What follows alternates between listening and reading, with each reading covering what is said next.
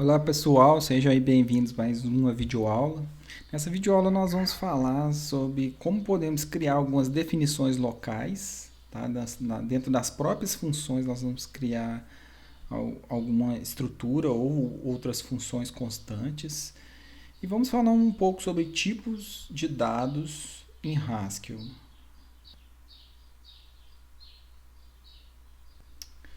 Bom, e para a gente então começar esse assunto, né, esses assuntos, eu abri aqui o WinHugs, já cliquei aqui, já, né, digitei Edit para abrir o Notepad++.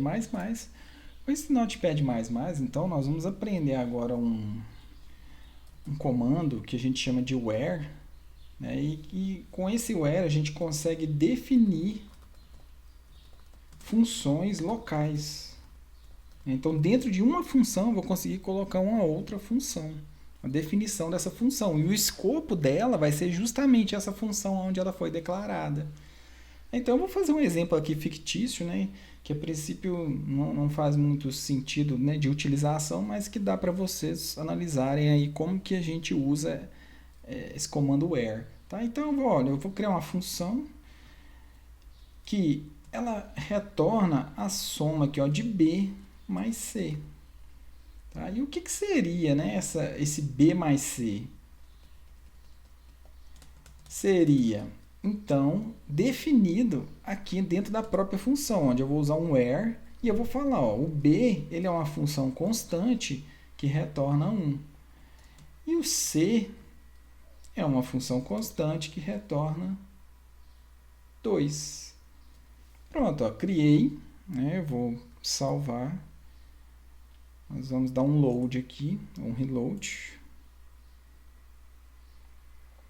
Tem um pequeno erro aqui de sintaxe, vamos ver o que eu digitei errado aqui.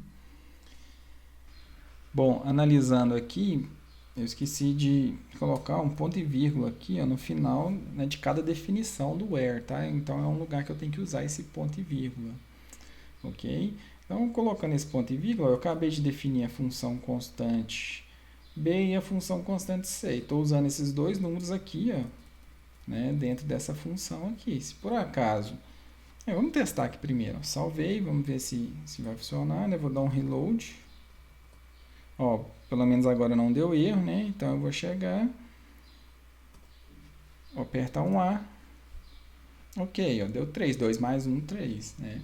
Então se eu criar uma função aqui chamada D, ó, usando, sei lá, A vezes 2, ó, vou salvar, vou chamar a função D, depois de dar um reload, né?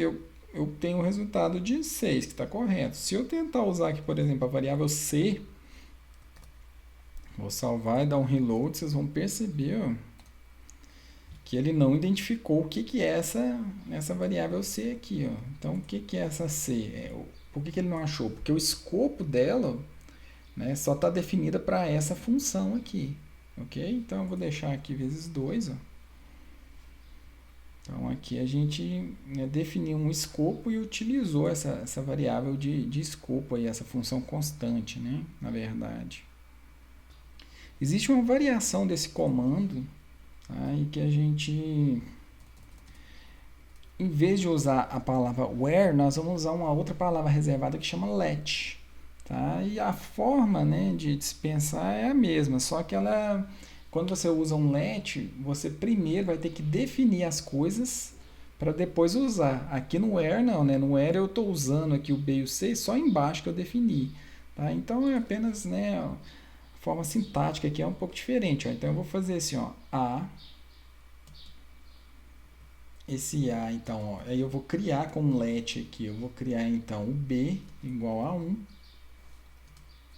Eu vou criar o C igual a 2. E aí, quando eu for usar, eu vou usar a palavrinha reservada in. No que? No, vou fazer a conta aqui, ó, igual o exercício de cima, B mais C. Como as funções estão com o nome igual, então eu vou dar o nome aqui para essa função de A1. Tá bom? Então eu tenho um A1 aqui, ó.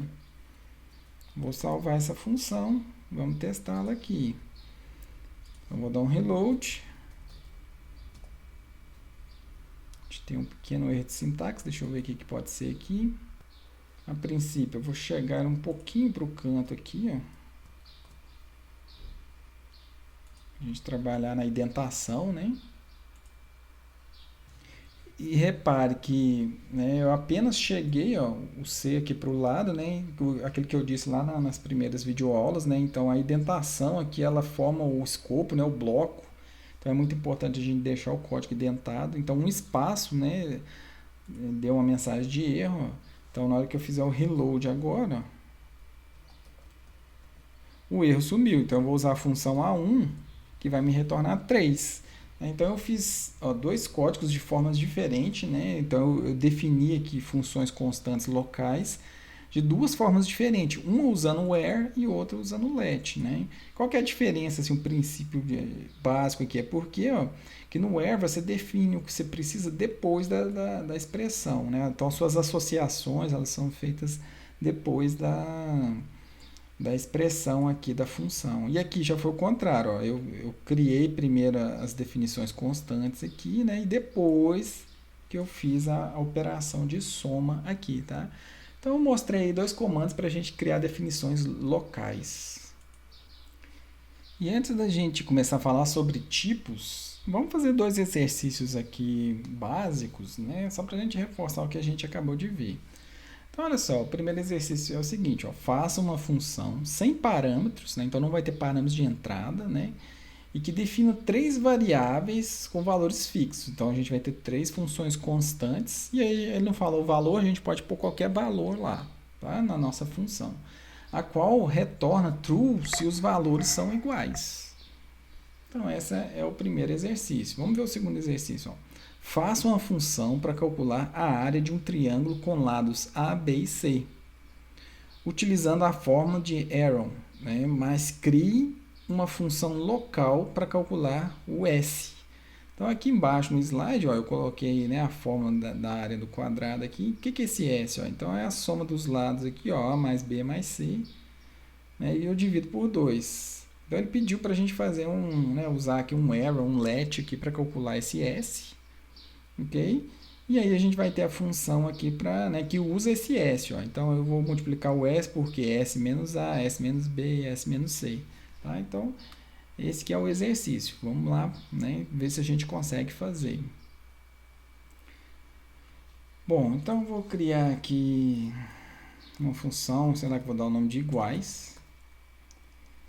E essa função, né, então a gente vai ter três números, que eu não vou entrar com nada, então não tem parâmetro de entrada nenhum. Então, eu vou colocar assim, ó, se o A for igual a B e o B for igual a C, então a gente vai retornar true, né? Caso contrário, vai retornar false. Então, essa aqui era a ideia do exercício. Só que o que é esse A, B e C, né? Nós vamos ter que definir aqui, ó. Onde o que? O A, nós vamos entrar com algum valor, ó. O A, sei lá, vamos colocar 4, B 4 e C 4. Vamos usar o ponto e vírgula. E função criada com sucesso. Vou salvar aqui, vamos ver se vai dar algum erro de compilação. Vou dar um reload aqui. Ó, sem erros, então vamos usar aqui, ó.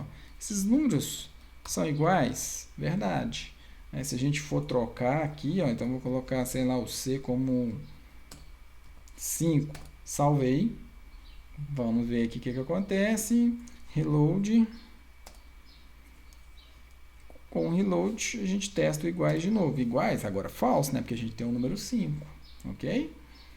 E seria algo muito similar se a gente fizesse com o let. Né? Eu vou deixar o let aí para vocês fazerem, para treinar um pouquinho. Tá? Então, o que nós vamos fazer agora? Agora nós vamos calcular, ó, a área do triângulo.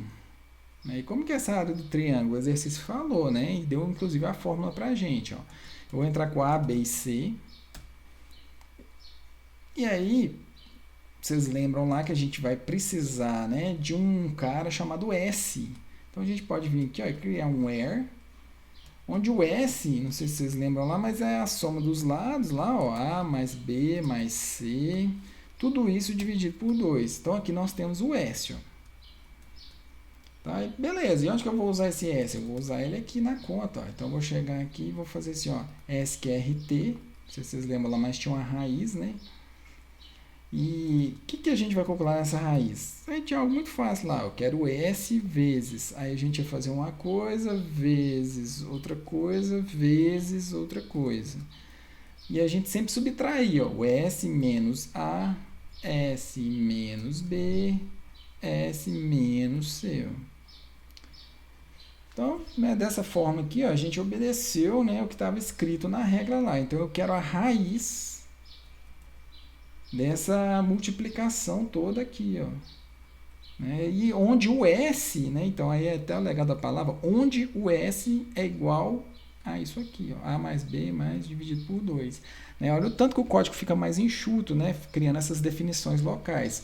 Ao invés da gente ter que repetir tudo isso aqui, né, aqui no lugar do S, ou uma outra solução, né? Se a gente tivesse criado aqui uma função externa, né? Mas que você não iria usar em ponto nenhum mais do programa. Então, é bem interessante, né, esse tipo de estrutura aqui, o where, que a linguagem funcional do Haskell oferece para a gente.